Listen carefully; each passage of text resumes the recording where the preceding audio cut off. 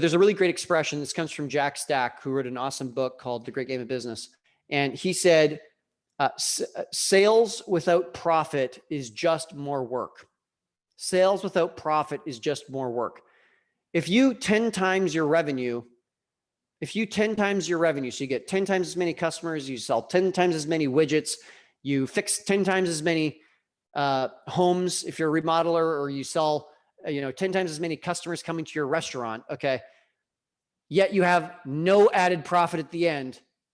All that means is you just spent a lot of human energy providing products and services with no additional result at the end. Obviously, it makes happy customers.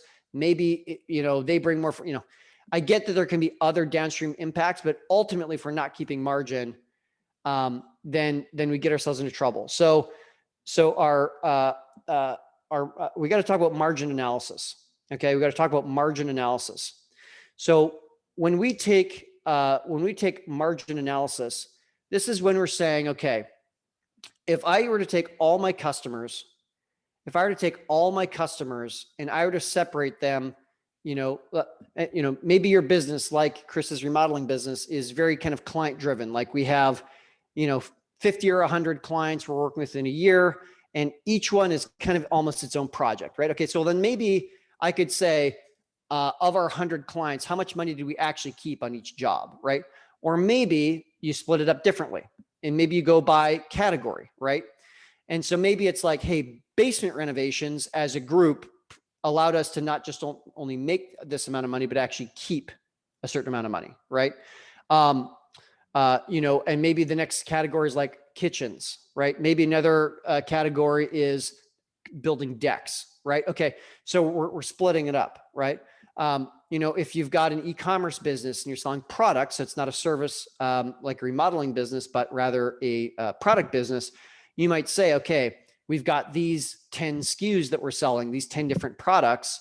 How are they doing by category, right? Or we might say, hey, we're going to separate it by platform. How well are we doing selling on Amazon.com versus Walmart.com versus our own hosted website, right? Maybe it's a Shopify driven store or something like that. Okay. So when we are starting to separate it, we start seeing the 80/20s of where the margin exists, right? So getting back to our 4 metrics of true progress, we've got free cash, and we also have something called market value equity, right? That's our second big number. The third is internal fulfillment. So that's, do I hate my life every day as I do this, or am I really proud, and does this really give me energy? That really matters, because you can only do something you hate for so long before you start to self-destruct, right? Or you start really damaging your health, which then, is a very slippery slope. The fourth metric is external contribution. So external contribution is what's the good I'm doing in the world, right?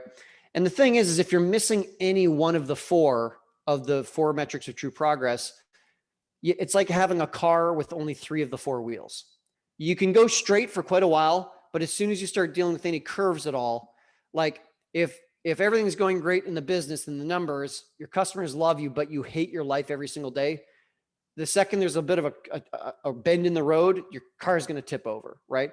Or maybe your business is doing really well financially and you yourself are getting a lot out of it, but the market is just kind of like, you know what? We're hanging on by a thread here, but we don't exactly love what you're doing. Well, goodness gracious, that's, again, that can only exist for so long, right?